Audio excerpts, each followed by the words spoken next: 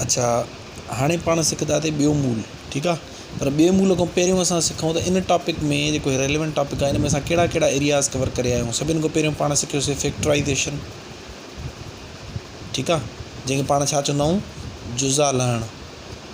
उनखां पोइ पाण सिखियासीं LCM, जंहिंखे पाण छा चवंदा आहियूं, नंढी आम भञुपत।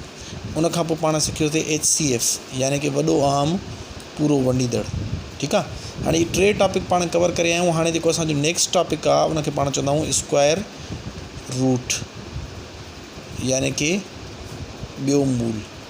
हाणे इहो छा हूंदो आहे अचो त सिखूं था पिया। सभिनि खां पहिरियों त असां हिन जो सिंपल क़िस्म सिखूं था पिया। जेकॾहिं असांखे को नंबर मिलियल हूंदो, मिसाल था वठूं 64, हाणे चयलु हूंदो 64 जो ॿियो मूल लहो। हाणे या त चयलु हूंदो आहे फाइंड स्क्वायर रूट ऑफ 64, या वरी हीअ निशानी हूंदी आहे, जेका हीअ निशानी आहे हीअ अंडर रूट जी या ॿिए मूल जी निशानी आहे। यानी हिन जे हेठां जेको नंबर हूंदो उनजो असांखे छा ॻोल्हणो हूंदो, ॿियो मूल। हिते कॾहिं कॾहिं 2 बि लिखियलु हूंदो आहे, पर न लिखियलु हुजे तव्हां सम्झी वेंदो हे ॿियो मूल आहे, ठीकु आहे। सो हाणे अचो 64 जो ॿियो मूल लहूं था। साॻियो ई तरीक़ो आहे जेको असां फैक्टराइज़ेशन LCM HCF में फाइंड कंदा आहियूं, जेको आहे फॉलो कंदा आहियूं। कहिड़ो त असांखे जुज़ा ॻोल्हणा हूंदा आहिनि। हाणे जुज़ा जेको आहे सो 64 जा ॻोल्हणा आहिनि, त असां पहिरियों 6 ते खोड़ो पढ़ंदासीं 3 दफ़ा ऐं 4 ते 2 दफ़ा, यानी टोटल घणा दफ़ा वियो, 32 दफ़ा। उअं ई बि 2 जो खोड़ो जंहिं ते वेंदो आहे वधि थी वेंदो आहे। 64 जो अधु घणो आहे, 32। हाणे 2 जो खोड़ो पहिरियों 3 ते पढ़ंदासीं 1 ॾूं ॾूं, 2 दफ़ा पढ़ंदासीं त वधी वेंदो न। 1 दफ़ो पढ़ंदासीं 1 ॾूं ॾूं, 1 बची पवंदो, हेॾे ईंदो 12, 12 ते 6 दफ़ा। वरी 2 जो खोड़ो 16 ते घणा दफ़ा, 8 दफ़ा। 2 जो खोड़ो 4 दफ़ा, 2 जो खोड़ो 2 दफ़ा ऐं 2 जो खोड़ो 1 दफ़ो। जीअं हेठों 1 आयो त इन जो मतिलबु आहे असांजा हे जुज़ा निकिरी आया, ठीकु आहे। हाणे हे आहिनि जुज़ा, पर असां हिते छा कंदा आहियूं, जो 64 इनखे बि असां अंडर रूट में रखंदा आहियूं। जेके हिन जा हेॾो जुज़ा आहिनि उन्हनि खे बि असां अंडर रूट में रखंदा आहियूं। हाणे जुज़ा 1 2 3 4 5 6 दफ़ा, यानी 2 जेको आहे सो उहो 6 दफ़ा पाण में ज़रब थींदो। 3 4 5 ऐं हे 6, ठीकु आहे। हाणे छा कंदासीं, हेॾो त 64 साॻियो अंडर रूट में रहंदो, पर हेॾो पाण खे छा करिणो आहे, जोड़ी वारे खे आज़ादु कंदासीं, ठीकु आहे। हाणे जेको जोड़ी में हूंदो उहो ॿाहिरि ईंदो। हिन जो मतिलबु आहे हिन जोड़ी में 2 1 दफ़ो, अच्छा 1 दफ़ो ॿाहिरि निकिरंदो। हितां हे 2 जी जोड़ी हुई, हितां बि 1 दफ़ो 2 ॿाहिरि निकिरी ईंदो। हितां हे 2 जी जोड़ी हुई, हितां बि 2 ॿाहिरि अची वेंदो। हाणे ॾिसो ॿाहिरि में मुराद आहे, हाणे अंडर रूट में ॿाहिरि अची वेंदो। हाणे अंडर रूट न आहे, 64 जे मथां साॻियो अंडर रूट आहे। हे जोड़ी में 1 दफ़ो 2 हितां ॿाहिरि आयो, हितां 2 ॿाहिरि आयो, हितां 2 ॿाहिरि आयो। उनखे पाण में मल्टीप्लाई कंदासीं।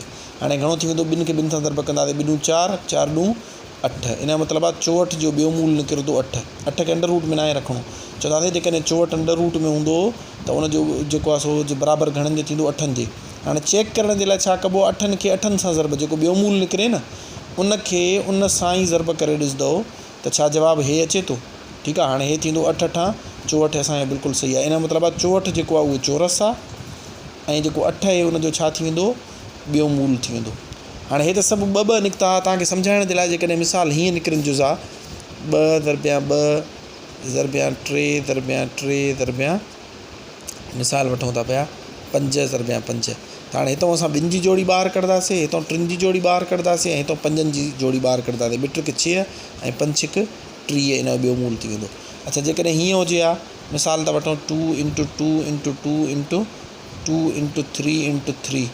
हाणे छा कंदासीं, हितां 2 जी जोड़ी ॿाहिरि, हितां 2 जी जोड़ी ॿाहिरि, ऐं हितां कंहिंजी जोड़ी ॿाहिरि निकिरंदी, 3 जी। हाणे ज़रब कंदासीं, 2 ॾूं 4, 4 3 12, हे तव्हांजो आंसर आहे, ठीकु आहे। हाणे नेक्स्ट जेको तव्हांजो एग्ज़ाम्पल हूंदो उन में तव्हांखे बिल्कुलु क्लियर थी वेंदो। सिंपल साॻियो ई तरीक़ेकार आहे। जुज़ा ॻोल्हींदासीं, जुज़ा लही करे उन्हनि खे रखंदासीं अंडर रूट में। हाणे अंडर रूट में चवंदासीं बाबा जेको जोड़ी में आहे उहो आज़ादु थींदी वञे। जोड़ी में 1 दफ़ो ॿाहिरि कढी करे उन्हनि खे पाण में मल्टीप्लाई कंदासीं, जेको जवाबु अचे उहो असांजो छा आहे, ॿियो मूल आहे। ॿियो एग्ज़ाम्पल ॾिसो, अञा वधीक क्लियर थी वेंदो।